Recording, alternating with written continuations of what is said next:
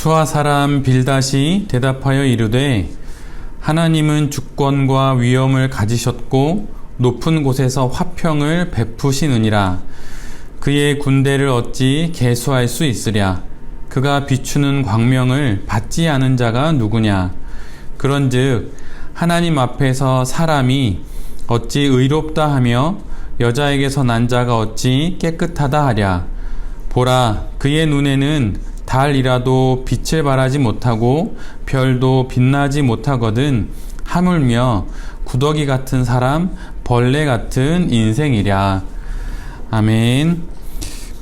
오늘은 욥기 25장의 말씀을 가지고 주머니 속 돌멩이로 하는 사업, 주머니 속 돌멩이로 하는 사업이라는 제목으로 함께 하나님 말씀을 나누도록 하겠습니다. 오늘 본문은 욥의 친구 중 한 명인 빌닷의 마지막 말입니다.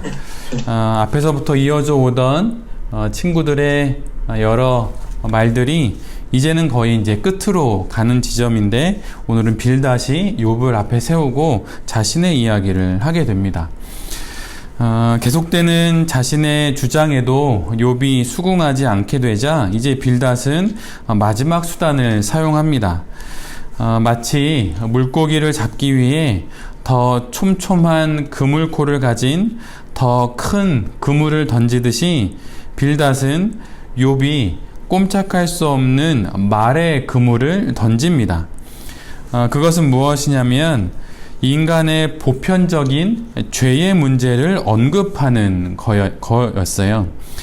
보편적인 사실을 이야기하기 때문에 이 말에 해당되지 않는 사람은 없습니다. 이 말에 걸려들지 않을 사람은 단 한 명도 없는 거예요. 하늘에 있는 영적인 존재인 천사들도 그 앞에서 정결하다 말할 수 없는 존재가 하나님이 아니냐고 빌닷은 말을 합니다. 그리고 하늘에 떠 있는 해와 달과 별도 완전하다고 말할 수 없는 곳이 하나님 앞 아니냐고 빌닷이 욥에게 말하는 거예요. 이런 하나님 앞에서 한 줌 진흙으로 빚어진 피조물에 지나지 않은 인간이 죄가 없다 말할 수 없지 않냐고 빌닷이 주장합니다. 나아가서 빌닷은 하나님 앞에서의 인간의 이런 인생을 벌레와 같은 하찮은 인생이라고 말을 합니다. 이런 인생살이 중에 극심한 고난을 만난 욥이기에 그 욥이 여전히 죄가 없다고 말하는 것은 어이없는 일이라고 욥을 자꾸 몰아세우지요. 그런데 오늘 우리가 함께 읽은 욥기 25장을 처음부터 끝까지 읽어본다면, 욥기라고 하는 배경 없이 읽어본다면 빌닷의 주장은 일리가 있어요. 어찌 피조물이 하나님 앞에서 나는 정결합니다 라고 말할 수 있겠습니까? 그래서 그의 주장을 읽다 보면 마치 신약의 로마서의 한 부분을 읽는 듯한 생각이 듭니다. 로마서 3장 10절로 12절에 사도 바울이 주장한 그의 말이 있어요. 기록된 바 의인은 없나니 하나도 없으며 깨닫는 자도 없고 하나님을 찾는 자도 없고 다 치우쳐 함께 무익하게 되고 선을 행하는 자는 없나니 하나도 없도다. 의인은 없나니 하나도 없다. 이 사도 바울의 말이 오늘 본문의 빌닷의 말과 같은 말로 들립니다.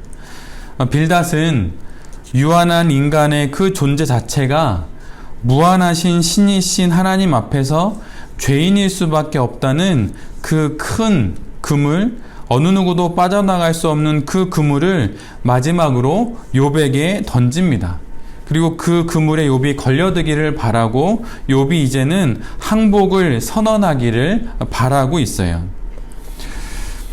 그런데 빌닷의 주장에는 그가 알지 못하는, 그가 간과하는 한 가지가 있습니다. 그의 말처럼, 사도 바울의 말처럼 선하신 하나님 앞에 의인은 없습니다. 하나도 없지요. 그것은 사실이에요. 그러나 성경이 말하는 것은 하나님 앞에서 모든 인간이 무능력하다는 것을 말하는 것이지 모든 인간이 무가치하다는 것을 말하는 것이 아니에요. 의를 만들어내고 선을 만들어낼 능력이 인간에게 없다는 것이지 그러기에 인간이 무가치하다는 말이 아닙니다. 능력이 없기에 가치가 없는 것은 아니지요.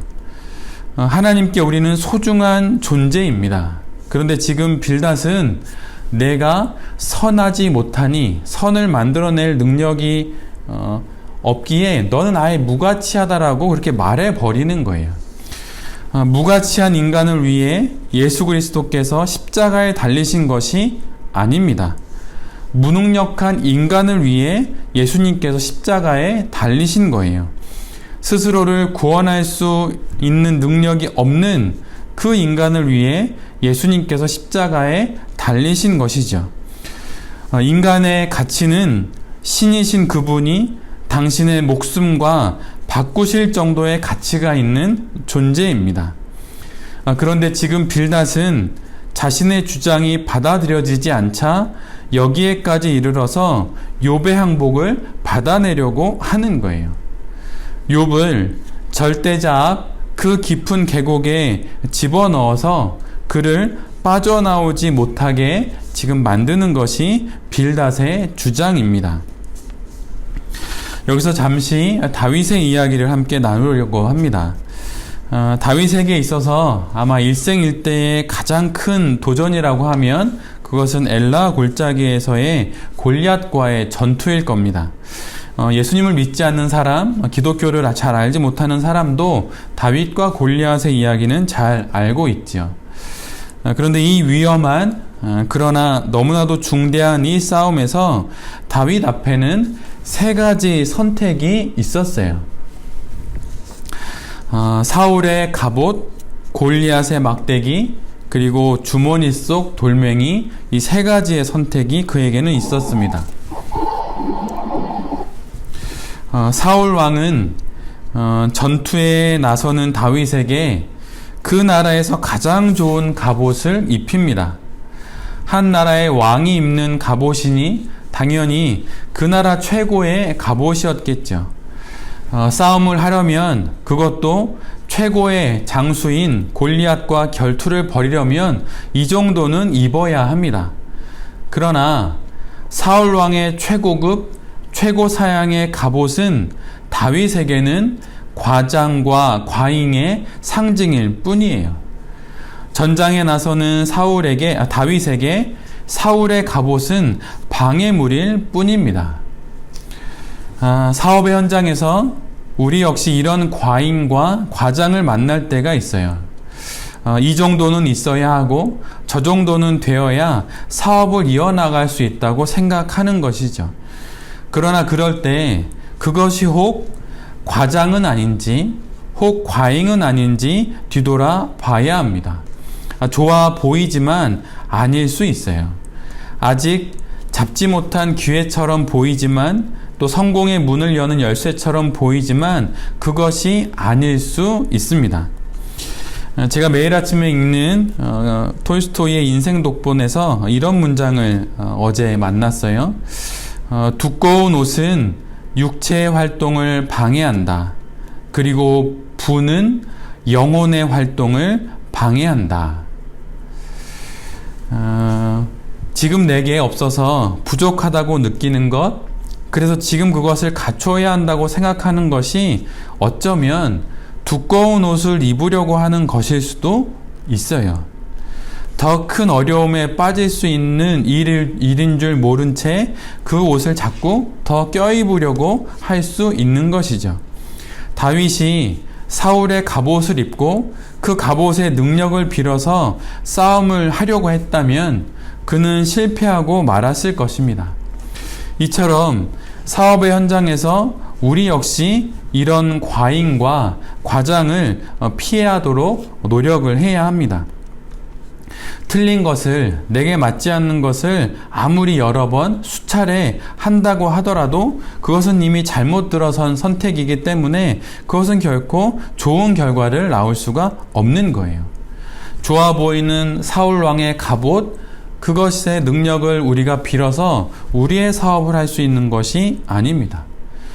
그래서 혹시 내가 사울의 갑옷이라고 하는 그런 과잉과 과장에 현혹되고 있는 것은 아닌지 뒤돌아볼 필요가 있습니다.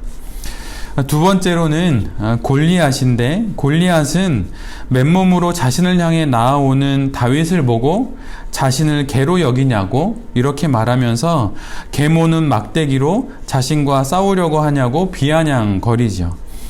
블레셋 최고의 장수가 보기에 갑옷도 입지 않은 다윗, 칼도 가지고 있지 않은 다윗은 분명 하찮은 존재, 말 그대로 계모는 막대기 정도로 보였을 것입니다.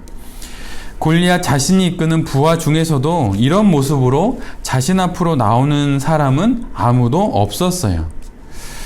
그러나 사울의 갑옷이 과장과 과잉의 상징이라면 계모는 막대기, 다윗을 향한 골리앗의 이 표현은 비하와 조롱의 상징입니다. 오늘 본문에서 빌닷도 이렇게 욥을 조롱하는 거예요. 벌레 같은 인생임을 알라고, 계모는 막대기에 지나지 않은 인생임을 알라고 그럴듯하게 하나님의 이름을 빌어 이야기하게 되는 것이죠.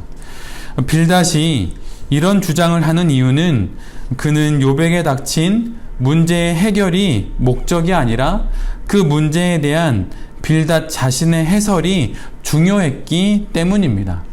그래서 자꾸 다윗을 비하하는 것이죠. 사업의 현장에서 이런 조롱과 비하를 만날 때가 있고 때로는 스스로를 향해 자기 비하의 말을 할 때도 있습니다. 골리앗이 보기에 분명 다윗은 계모는 막대기 수준일 수 있지요. 빌닷의 주장대로 모든 인간이 그 인생의 주인이신 절대자이신 하나님 앞에 나아갈 때 정말 하찮은 벌레와 같을 수 있어요. 그러나 이것은 정당한 시선이 아닙니다. 사업을 하며 인생을 사는 우리는 하나님께 참으로 소중한 존재예요.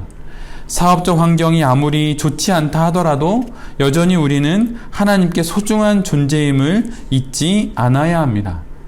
때로는 신문지상에서 사업의 어려움 때문에 인생을 달리하시는 분들의 이야기를 들을 때가 있어요. 얼마나 막막하고 얼마나 힘들면 자신에게 닥친 이 암담한 사업적 현실에서 벗어날 수 없으면 그런 선택을 할 수밖에 없었을까 하는 안타까운 마음을 갖게 됩니다. 그러나 그 어떤 사업적 환경에 우리가 놓여 있다 하더라도, 아무리 환경이 어렵다 하더라도 우리는 여전히 하나님께 소중한 존재입니다. 그러기에 결코 나를 비하하는, 나를 아무것도 아니라고 말하는 세상의 조롱 앞에 나의 정체성을 두어서는 안 되는 것이죠. 모든 인생은 가치가 있습니다. 능력이 없는 인생도 가치가 있어요. 단 하나님 앞에서 말이죠. 모든 사업은 가치가 있습니다. 하나님 앞에서 말입니다. 하나님의 형상을 가진 생명이라는 그 단 하나의 이유로 우리는 충분히 살아갈 이유가 되고 충분히 사업을 계속할 이유가 있습니다. 그러나 그 가치를 지켜낼 만한 능력이 인간에게 없기에, 우리에게 없기에 아무리 내가 가치 있고 소중하다 말하더라도 그런 가치를 지켜낼 만한 능력이 내게 없기에 우리는 하나님의 도우심을 구해야 하고 성령의 강구를 간절히 바라야 하며 예수 그리스도의 구원을 필요로 하게 되는 것이죠. 하나님께는 사울의 갑옷도 골리앗의 막대기도 그분의 관심사가 결코 아닙니다. 우리에게는, 사업을 하는 우리에게는 그것이 커 보일 수 있지만 또 필요해 보일 수 있지만 하나님께는 결코 아니에요. 하나님께 그것은 그냥 과잉과 과장, 인간의 헛된 겉멋에 지나지 않고 또 비하와 조롱에 지나지 않습니다. 우리는 하나님 앞에서 우리가 우리의 사업을 한다고 하는 건 그런 과잉과 과장, 비하와 조롱을 지나 내 주머니 속에 있는 그 돌멩이로 하는 거예요. 그리고 하나님은 내 주머니 속 돌멩이에 그분의 관심이 있으십니다. 누군가에겐 좀 더 큰 돌멩이가, 좀 더 많은 돌멩이가 있을 수 있겠죠. 누군가에겐 간신히 하나 정도의 돌멩이가 있을 수 있습니다. 그러나 하나님은 내 주머니에 있는 그 돌멩이에 관심이 있으세요. 그리고 그 돌멩이로 어떻게 사업을 하고 있는지, 그게 주님의 가장 큰 관심사입니다.